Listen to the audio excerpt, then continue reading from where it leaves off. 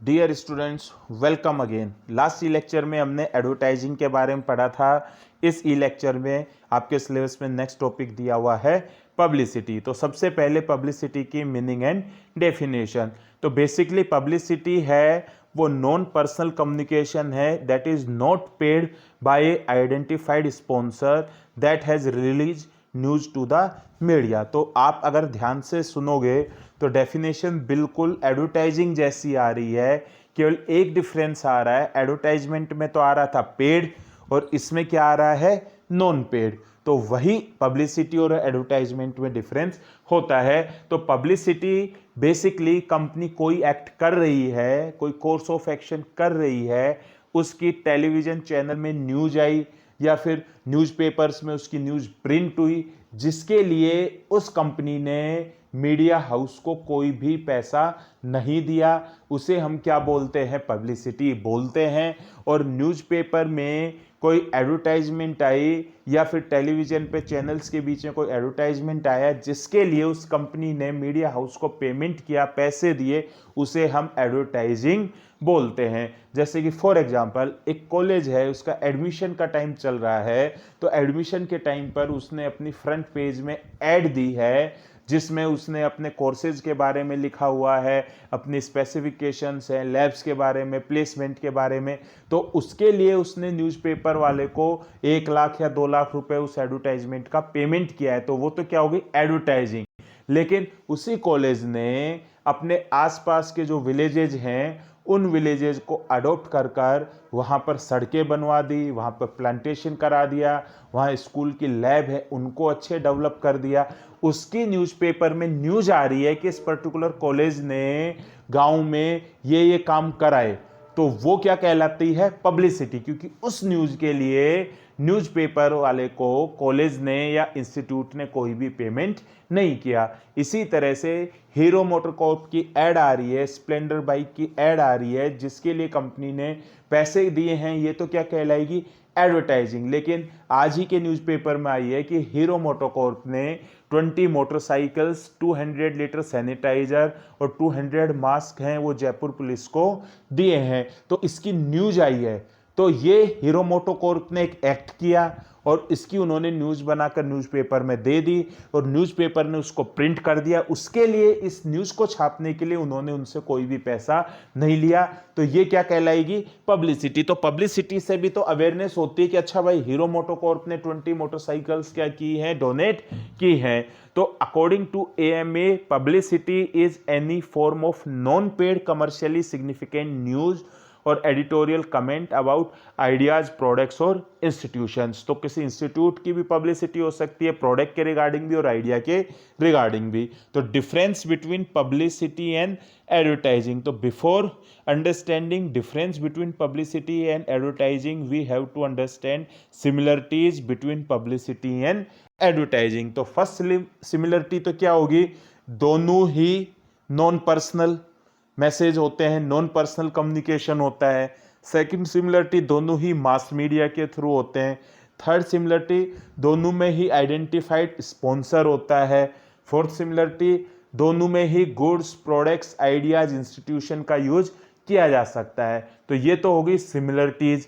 अब main difference क्या होगा, मेन डिफरेंस वही होगा कि एडवर्टाइजमेंट के लिए तो, या एडवर्टाइजिंग के लिए तो कंपनी को, मीडिया हाउस को पेमेंट करना पड़ता है, जबकि पब्लिसिटी के लिए वो जो न्यूज़ बनाकर देती है या न्यूज़पेपर या चैनल वालों को पता चलता है कि किसी कंपनी ने ये एक्ट किया है, तो वो उसको प्रिंट या टेलीकास्ट करने के लिए किसी भी कंपनी से पैसा नहीं लेते हैं। वो क्या कहलाती है, पब्लिसिटी कहलाती है। तो पहला डिफरेंस तो पेमेंट के बेस पर, दूसरा डिफरेंस कंट्रोलिंग के बेस पर।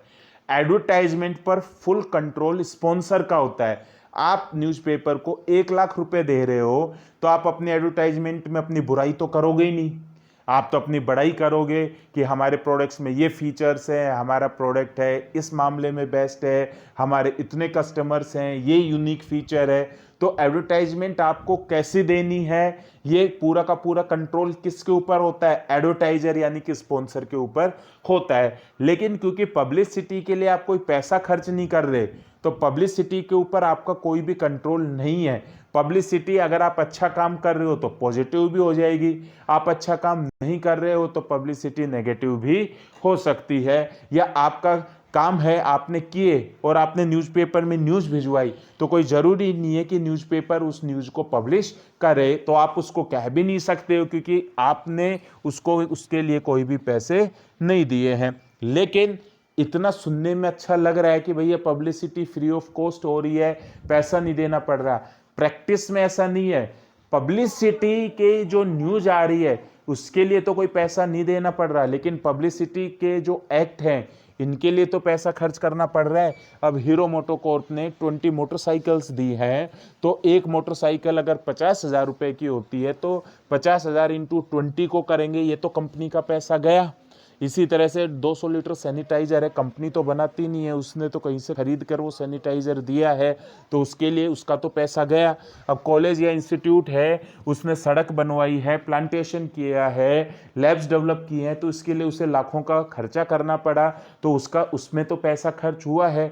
टाटा है, टाटा मोटर्स ने 1500 करोड़ रुपए डोनेट किए हैं और इसकी जगह जगह पर न्यूज आई है, तो पॉजिटिव पब्लिसिटी तो हुई है, लेकिन उसके लिए 1500 करोड़ रुपए भी तो उसके क्या हुए हैं, खर्च हुए हैं। तो in practice publicity campaign is not cost free because someone must be assign to generate the publicity, और उसके लिए हमें डायरेक्ट या इनडायरेक्ट कॉस्ट को बियर करना पड़ता है। लेकिन कॉस्ट के कंपैरिजन में बेनिफिट्स कहीं ज़्यादा हैं, क्योंकि अगर आपकी एक बार पॉजिटिव पब्लिसिटी हो गई तो ये लॉन्ग टर्म में आपको बेनिफिट देती है। अब नेक्स्ट क्या आ जाएगा, ऑब्जेक्टिव्स ऑफ पब्लिसिटी। तो फर्स्ट ऑब्जेक्टिव क्या होगा, inform consumers about how to choose buy and use the product और सर्विस। जैसे फॉर एग्जांपल है, बजाज है, उसने है ट्रैफिक सिग्नल के पास है अपना एक है डेमो पॉइंट लगा लिया, और वहां पर वो गाड़ी की सर्विस कैसे की जाती है इसके बारे में कस्टमर्स को बता रहे हैं। वेदर वो किसी भी कंपनी की बाइक वाला हो,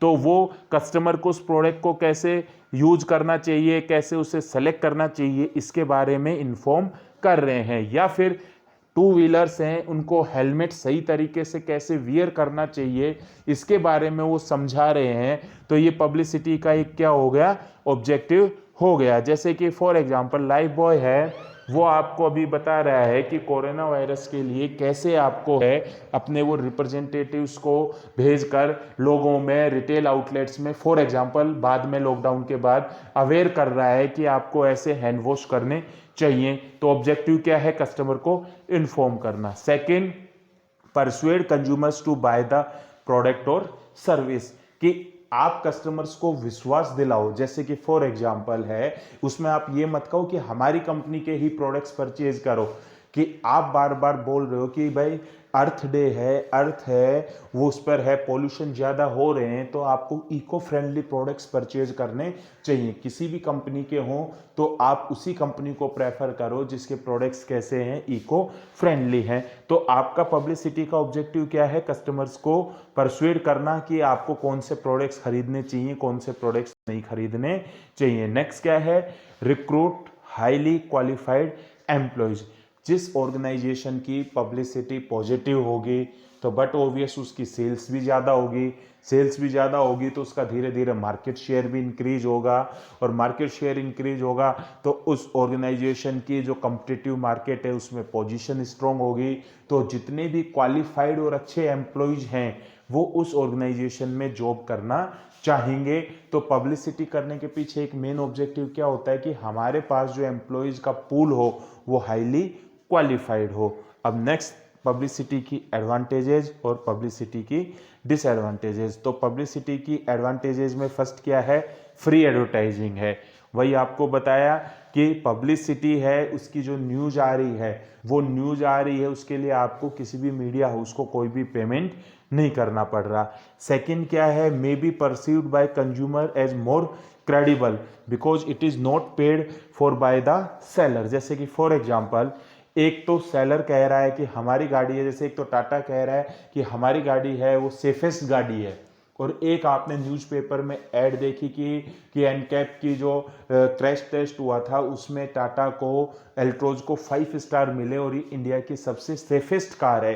तो आप ज़्यादा क्रेडिबल किसे मानोगे, जो कि न्यूज़ में आई, क्योंकि आपको पता है कि इसके लिए टाटा ने कोई भी पैसे नहीं दिए होंगे। और वैसे तो हर कोई एडवर्टाइजमेंट में अपने प्रोडक्ट्स की क्या करता है, बढ़ाई करता है।